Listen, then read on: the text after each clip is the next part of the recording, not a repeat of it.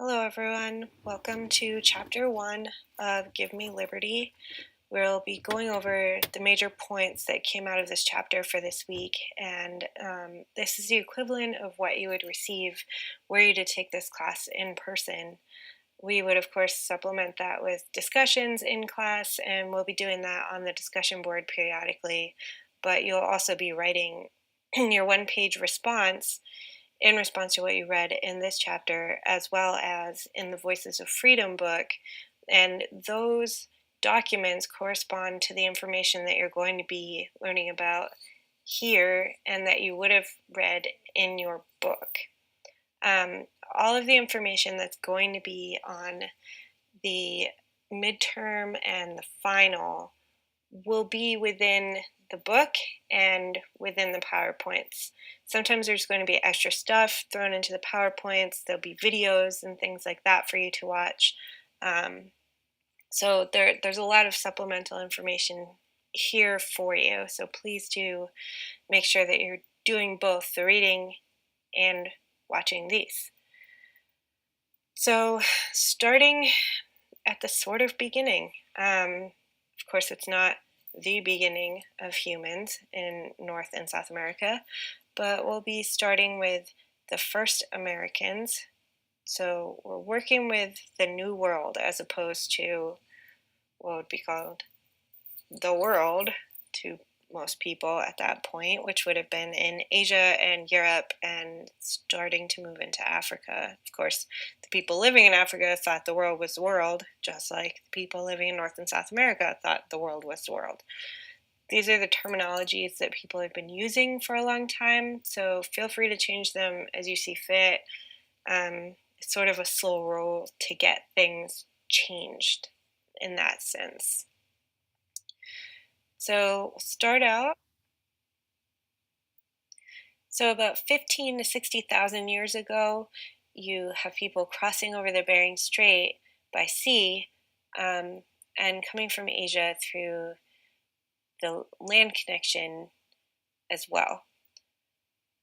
You have not just one group of people coming over, but you have people from all different societies coming with all sorts of different languages.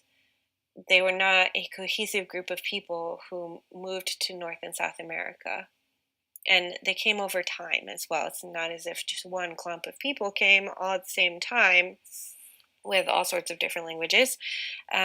People kept coming into the continents as needed when they were looking for more space or looking for their own new lands to settle in.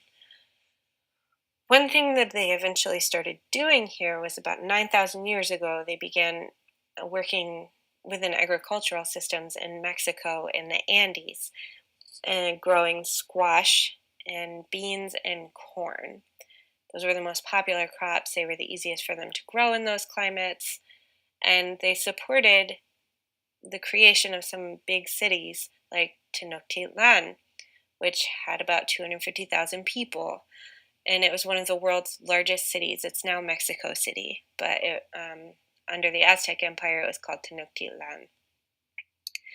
And within what is now the United States, there was also this large city built by mound builders who had extensive trade routes set up throughout the United States, what is now the United States. They had a large city named Cahokia, which meant City of the Sun. There were about 20,000 people living there in 1150 AD. So this means 20,000 people in, or you can say 1150 CE if you like. I know Common Era. You can say either one. You're not going to get marked off. But this was the largest city within North America until the 1800s. So this stood for a long time as the largest city that had been established here and was only overtaken with Philadelphia and New York City eventually. You can watch this video here from the public broadcast channel. And it basically explains to you a little bit about Cahokia and what it looks like today and why it was important, and a little bit about what people know about it and what they still might not know about it.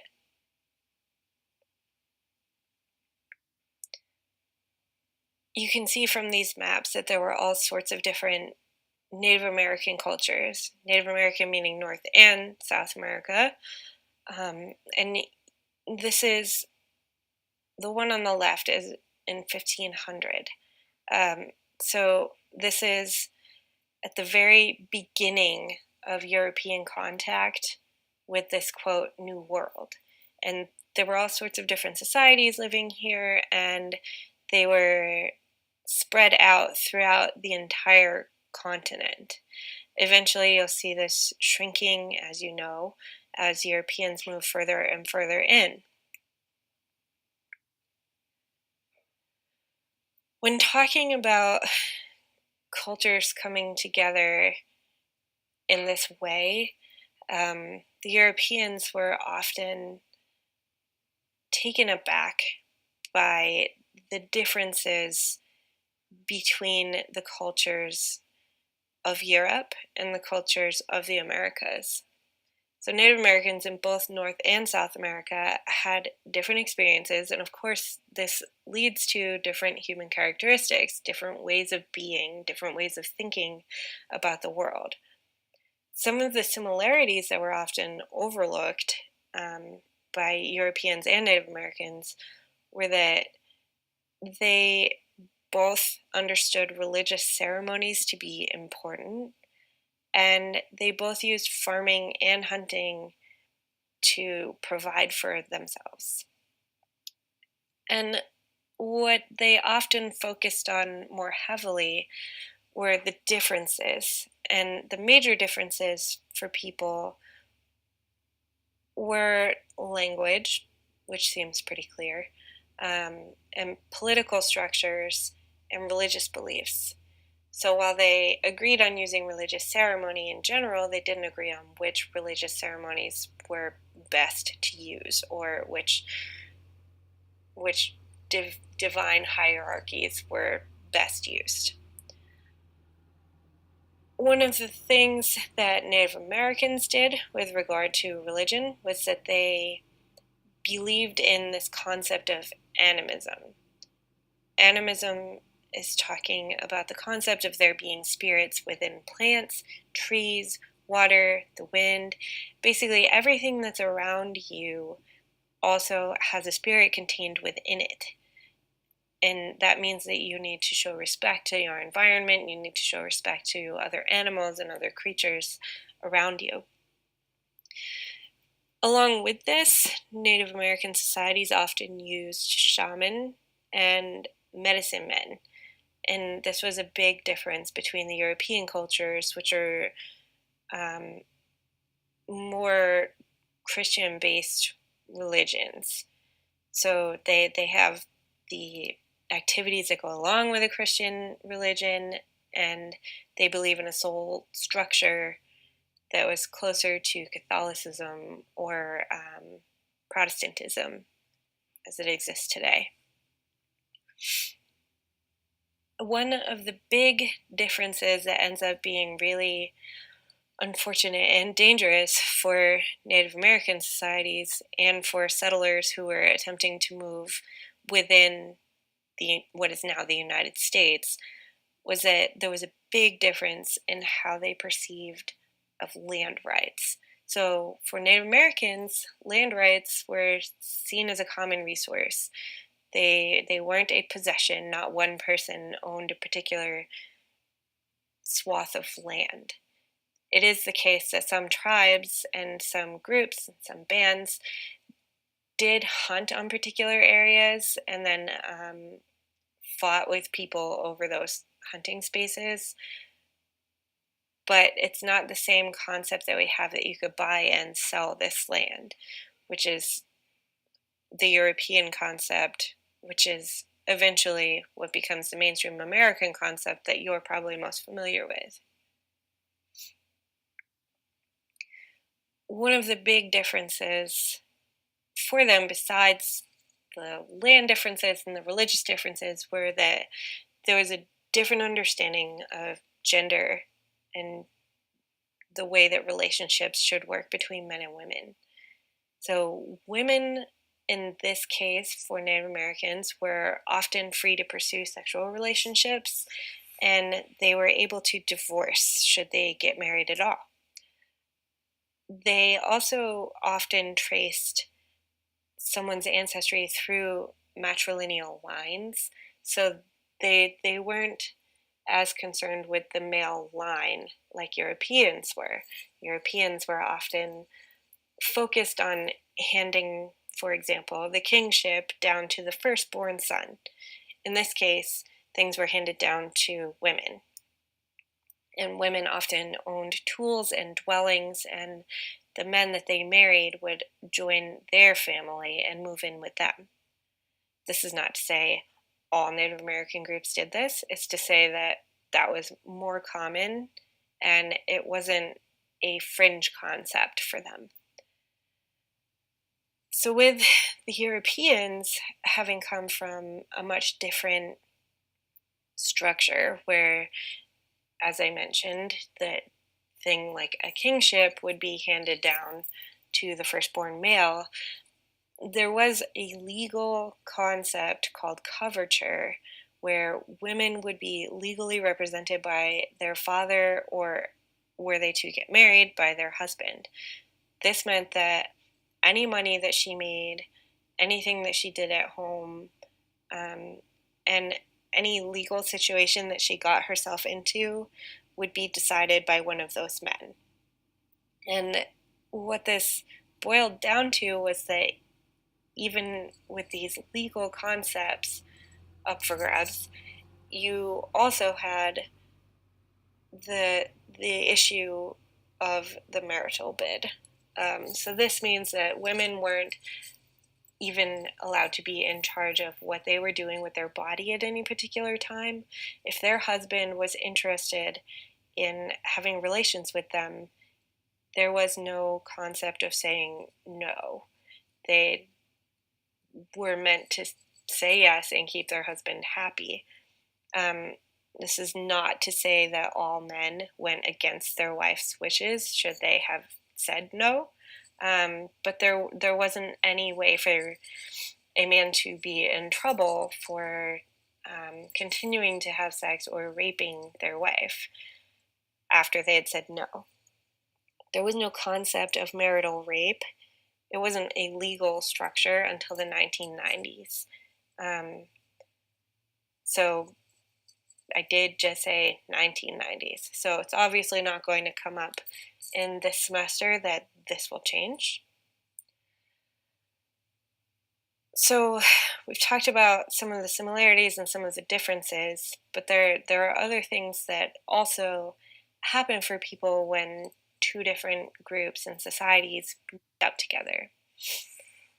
One thing that they've focused on was the Columbian Exchange. And this is where we just have to give a little bit of background before we move forward here. So you'll probably keep hearing the word discovery in reference to the Europeans coming to North America. You may have heard this in elementary school, middle school, and high school leading up to your college career now. And people of a certain generation are definitely going to have heard this over and over and over again. Discovery is a contentious word at this point. People tend to shy away from it because it existed whether Europeans knew about it or not. It's not as if no humans knew about it and it was this new discovery for humankind. It's that it was a new discovery for Europe, but not that it was discovered. So what we could use instead of the word discovery is something like exploration or conquest or colonization. Those would all refer to a European influence in the Americas. Some of these have a more positive connotation, and some of these have a more negative connotation. So be careful how you'd like to choose your words and attempt to choose them intentionally. Exploration is obviously more neutral. Conquest is somewhere in the middle, and colonization is probably the harsher term. It's not as if any of these are inaccurate. You're just going to make a different statement based on which word you're choosing. So with this, once the Europeans began exploring, I'll use exploring here, once they began exploring North and South America, and you could say conquering different groups of people, they started to trade ideas and goods and eventually people. So this Columbian exchange as a term, it's going to come up as this concept that entails a lot of different things. So what it technically means is the cross-Atlantic flow of goods and people, including plants, animals, and culture. So when you say the Columbian exchange, you're saying all of those things rather than having to go over that same list of things over and over again. So goods seems pretty standard. We'll see a slide in a few minutes showing an infographic about the different kinds of things that people were trading. But they were also trading people. And not only the people who were coming to explore or conquer or colonize, they were also bringing people who did not choose to come. So between the years of 1492 and 1820, there were about 7.7 million enslaved people brought to the Americas, meaning North and South America. When you're talking about slavery, you can either say slaves or enslaved people. People have adopted the term enslaved people because this indicates that the people being enslaved, that's not their only option. That wasn't their only existence. They were people who were put into this terrible situation rather than coming out born this way and it being some destined thing for them to be. So it's basically acknowledging that people were put into this situation by others. What happened to many people, not only the Europeans who came to the Americas, but also the people originally living in the Americas, was that epidemics killed large numbers of people, especially the indigenous populations that hadn't had interactions with people from different countries and different climates. Like many of the Europeans who were traveling, it meant that they had enough money and had traveled before and had been exposed to different things. Whereas the people in North and South America hadn't been exposed too much at that point. And what many Europeans thought when they got to these places was that the people were, quote, backwards, unquote. This backwardsness is referring to there being low literacy rates, no metal tools, no gunpowder, and no domestic animals. The domestic animals is referring to horses and cows and things to pull carts. And without those animals, they didn't really have the need to develop the same sort of agricultural systems that had been established in Europe at this point. And the low literacy rates has to do with no real written language for most of these societies. And instead of understanding this as solely different, they understood this as more primitive and backward.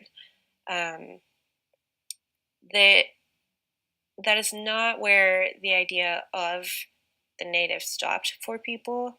They also had this contrary idea that there were noble savages. You'll hear that over and over again. It was a long lived trope about the Native Americans living in peace with the land and in peace with each other, and it was the Europeans who disrupted all of that. While some of that may be true, there were also fights between the different native groups. So it wasn't as if they hadn't experienced war until the Europeans got here. It's just things changed and it became a much more drastic picture.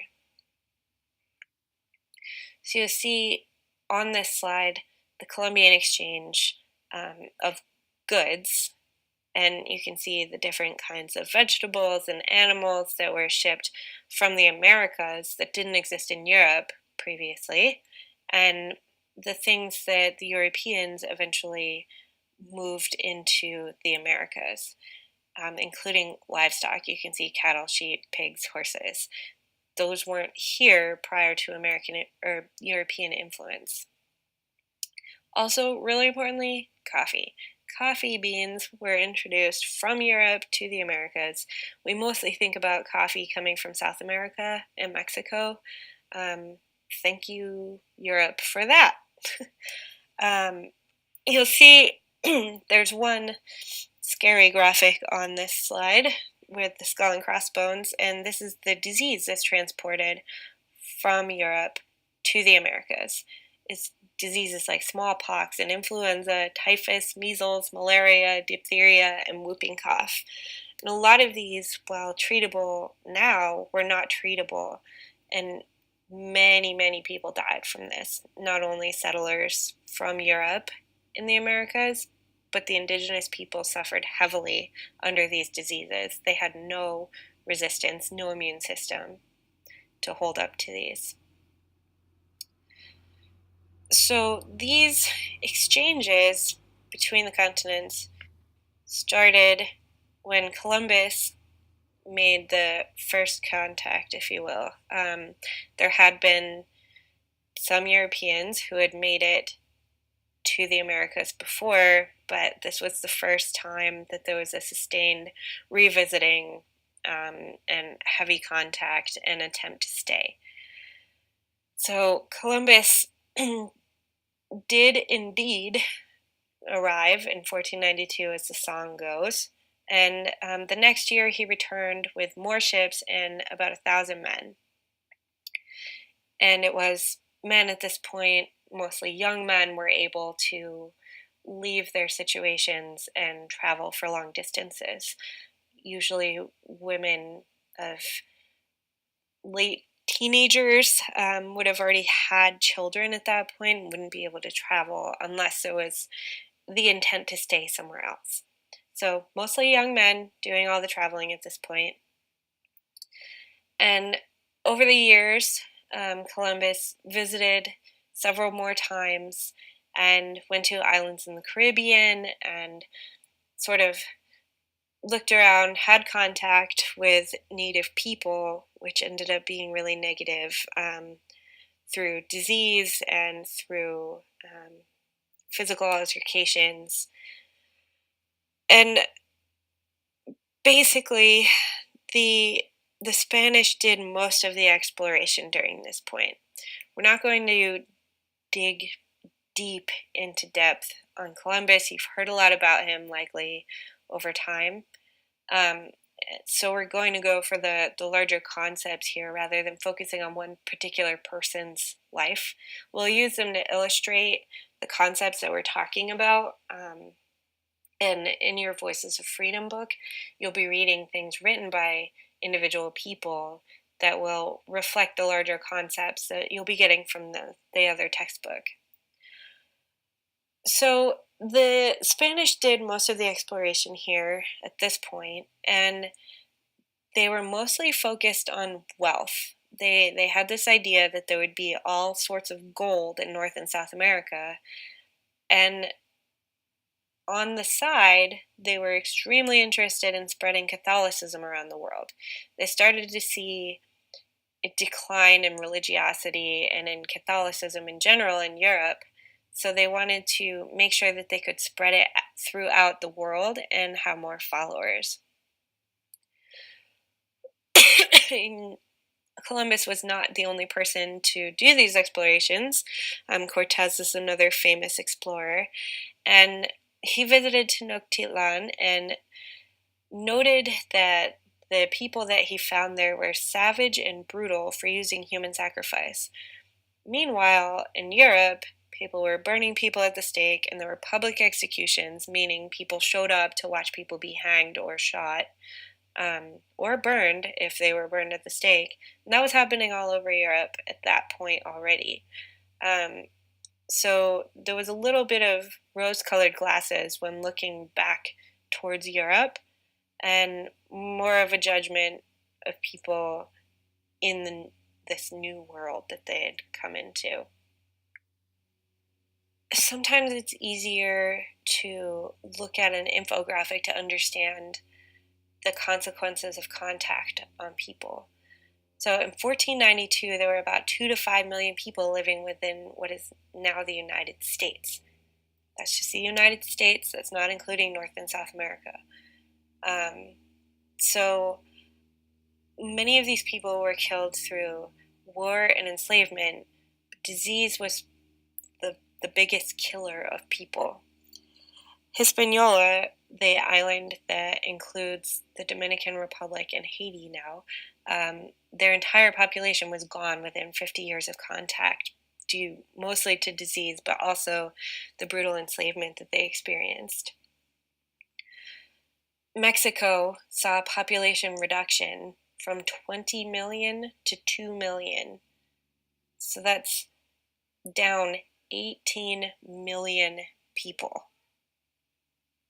And this is categorized, this whole contact and death from contact from Europe to the Americas. This is considered the greatest loss of human life in history, with 80 million people dead, which was 1/5 of the world population. So try to take in that that is a huge number of people. In today's population, that would be well over 1 billion people would be dead due to disease. And you can see from the picture, the map of the world down here, that there was a mortality rate that was relatively high. We would still say it's high in Europe, of 30% mortality, but the mortality rate in the Americas was much, much higher, about 3 times higher for people who died. So it did have negative consequences for both sides. Just one was better equipped to deal with the diseases and had an immune system ready to deal with the diseases as well. Race in the New World is referring to this caste system that you see here. This will change based on what country people are talking about, which groups are involved, obviously. But this is the original Spanish caste system that was set up. The Spanish Empire was centered in Mexico City, which was Tenochtitlan, and mostly it was European lawyers and bureaucrats who were in charge. So these were the Spaniards born in Spain, who had traveled over to this new world. They were usually in charge of this colonization effort. Below them were Spaniards born in the New World. So they were people who had parents who had come from Europe, who had come from Spain, and they were born within North or South America. And with that, they had a little bit of a different cultural interpretation than the Spaniards born in Spain, which is why they're a little bit further down on this caste system. Below them were people who had parents both of Native American ancestry and European ancestry. So they were not purely Spanish, and the Spanish believed that they should be moved even further down and have less rights and have less respect in public. Um, what's at the bottom of this pyramid, though, is the Native Americans and the African slaves. It didn't take long for them to begin importing enslaved people from Africa, and of course, when they're buying people to make them do manual labor, they're not going to be very high up on this caste system. So they were often forced to do the mining work and the farming work and do more dangerous work that often led them to die of disease and to um, die at the hands of the people who had purchased them. Actually, cruelty wasn't necessarily out of the question because enslaved people were so easy to get at this point. They were considered sort of replaceable humans. So you have this racial hierarchy set up that determined people's social and financial outcomes in their lives as well, and actually helped determine their lifespan. Catholicism, as we mentioned, was one of the major reasons for the European, specifically the Spanish intrusion into the American continents, North and South America. This is largely due to the 95 Theses having been published, where Martin Luther accused the Catholic Church of worldliness and corruption and suggested that people should be reading the Bible for themselves. This was problematic because priests were meant to interpret the Bible for their congregation rather than people interpreting it for themselves. With this rise of Protestantism, it became even more important to spread Catholicism outside of the European continent. The Pope in 1537 actually outlawed Indian slavery. This did not apply to Black slaves. This did not apply to Africans, only to Native Americans. And the justification for this was that he believed that Native people could be turned into highly functioning men, while they believed that African men were beyond redemption. So while this is good for Native Americans, this is bad for Africans. You'll see a lot of that coming up throughout this semester, where something good happens for one group of people, but something bad basically gets doubled down for another group of people. You need to take that for what it is and realize that sometimes it's both positive and extremely negative. So while they move forward in one realm, they're moving backwards in another, or just not moving forward in another realm where they could have moved forward. It often becomes frustrating for people, but there's no good way around it. We have to talk about history as it has actually existed.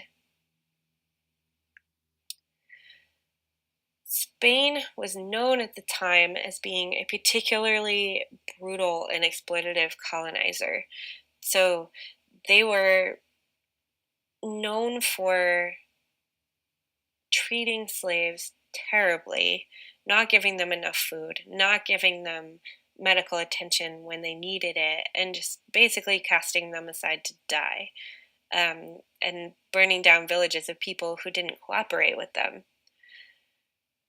You'll eventually read in your Voices of Freedom book an excerpt from the history of the Indies on Spanish treatment of the Indians.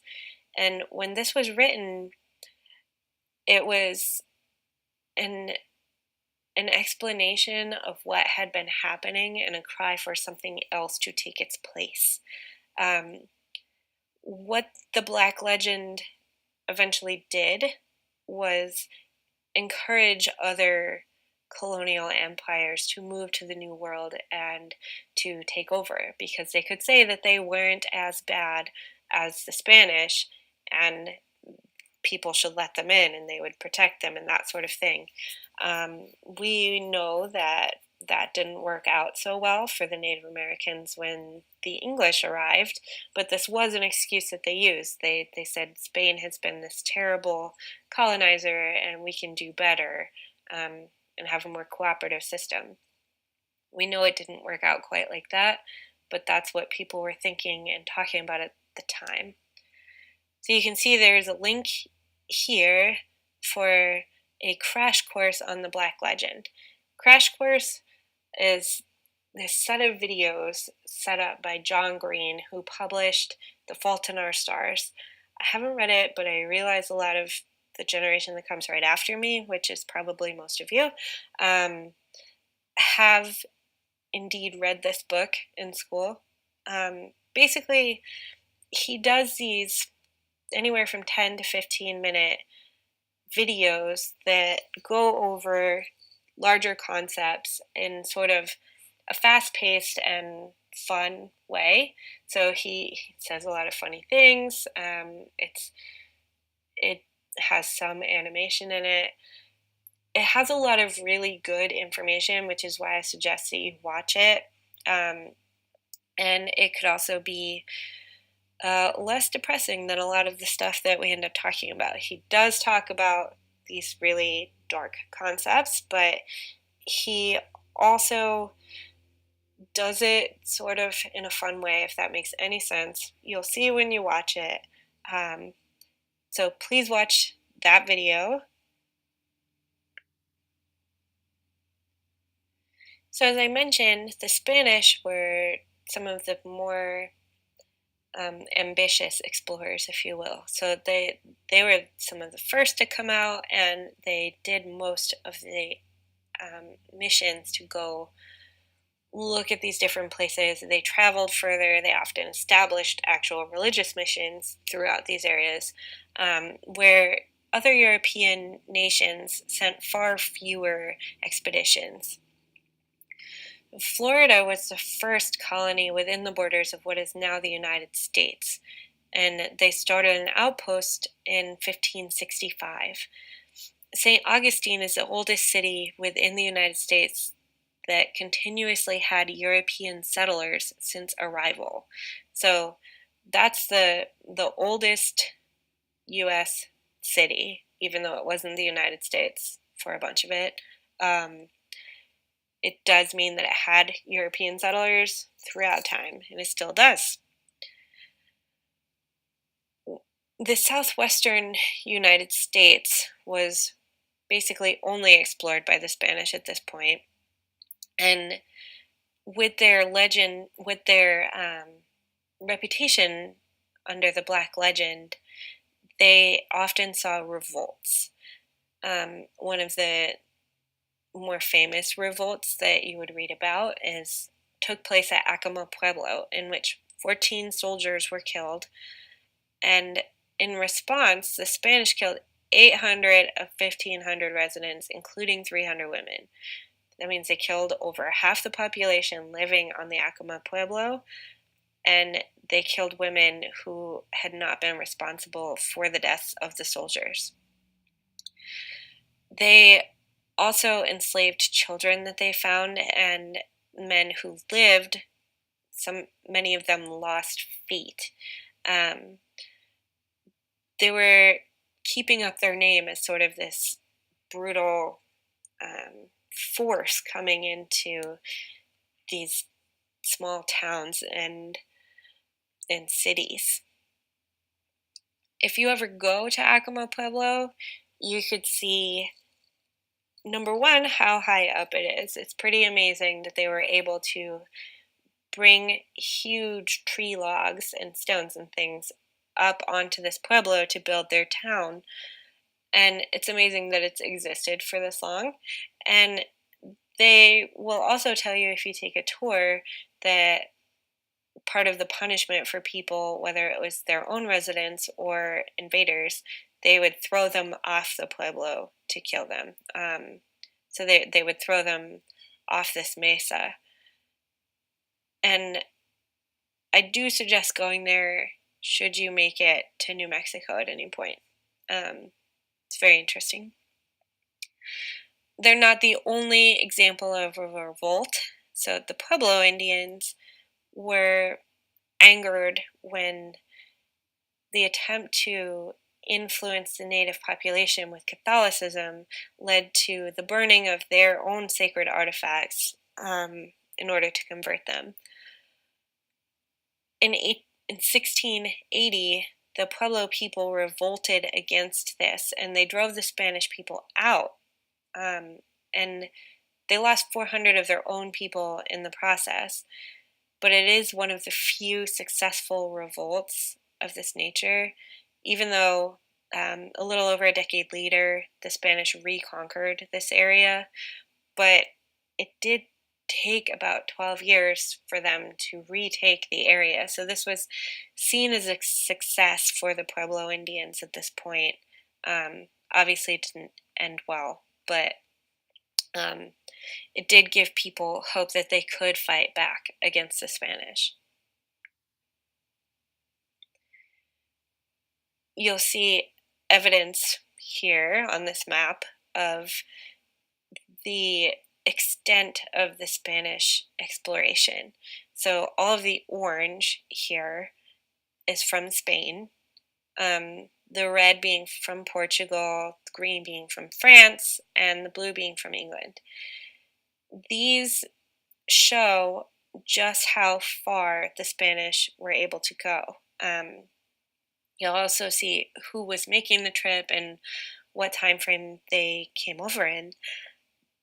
But basically, you'll see that they mostly went to South America and the Caribbean and the southern United States, whereas other European nations started looking at the north because the South was already so involved or Spain was already so involved in the South that they didn't see the point in trying to compete necessarily.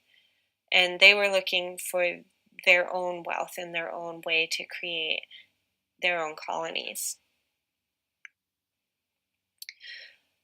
One of the fellow explorers as a nation were the French, and they were mostly interested in finding the Northwest Passage, meaning a route from the Atlantic to the Pacific by going above the Americas. As we know, it's mostly ice up north, and it becomes really treacherous for people to move through those waters.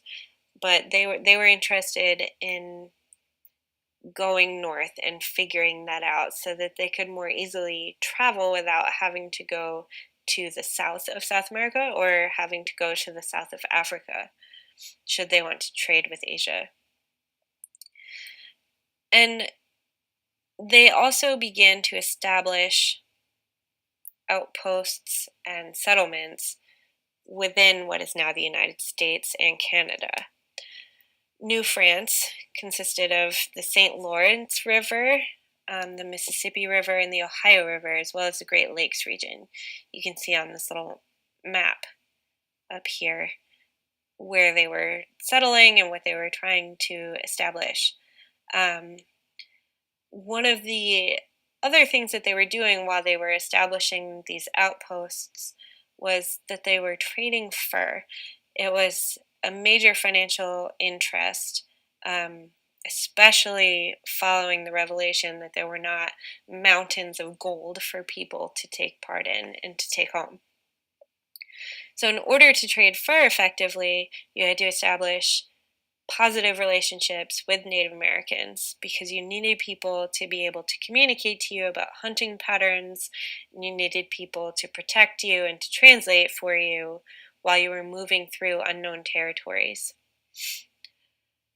And the French generally didn't take land or enslave the native people because they were attempting to establish friendlier relationships with them, and it was more of a business interaction rather than an attempt to colonize and take over.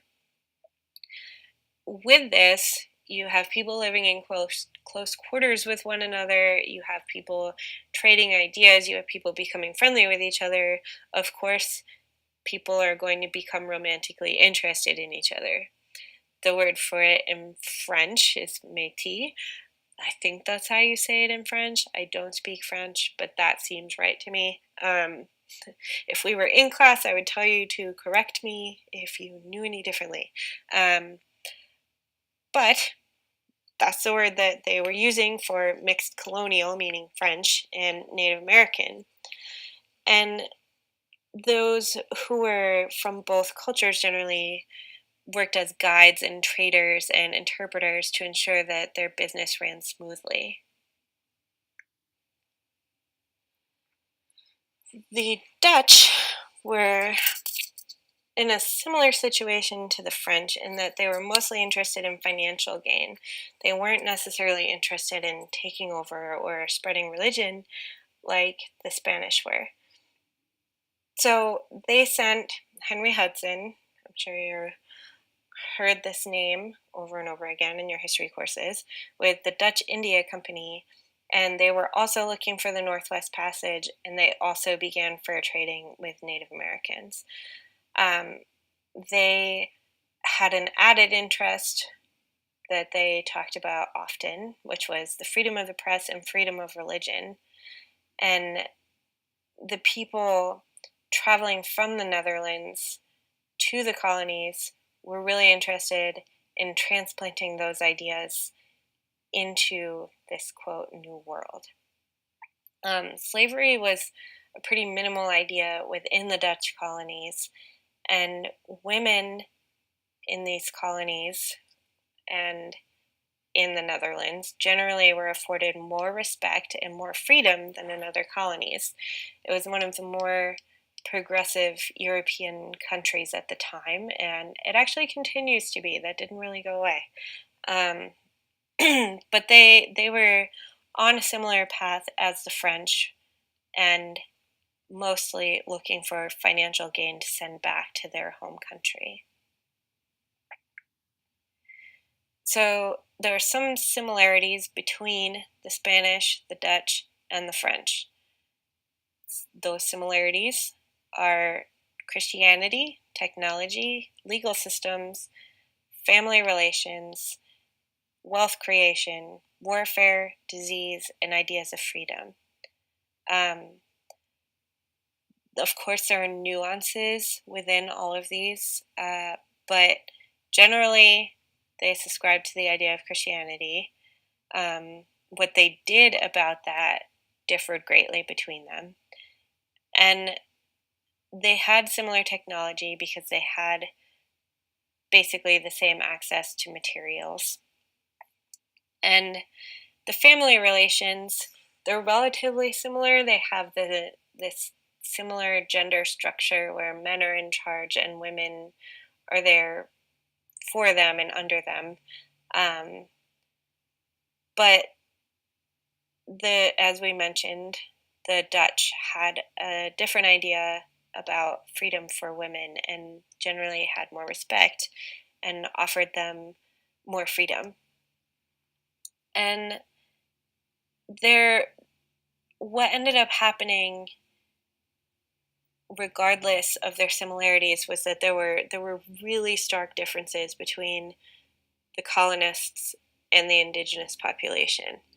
So while their relationships for the Dutch and the French were generally friendlier with Native Americans, it didn't mean that they were recognizing themselves as extremely similar to this population. They just weren't reacting in a negative way to them, and often they were willing to learn about them and adapt some of their ideas into their own.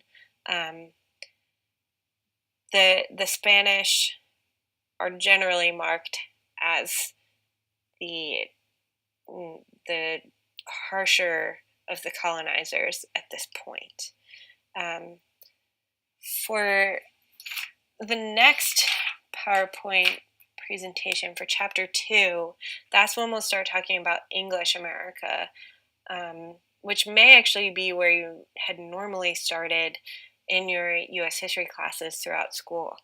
Um, but it is important to sort of have this background of what was happening here before English settlement of what is now the United States, so that you can understand why things are how they are and why they were how they were when people arrived here from England. Um, so we'll keep moving through this semester, and be sure to read from your Voices of Freedom book. You were assigned to read 3 different pieces that go along with chapter 1, and they're numbers 2, 3, and 4. So you can read all of those, and then you choose one and answer the questions at the end of the document, and also include how this is related to the week's reading from the other book, and then also give me 1 or 2 sentences that explains why you were drawn to this particular document and concept and what it means to you. So we will move forward into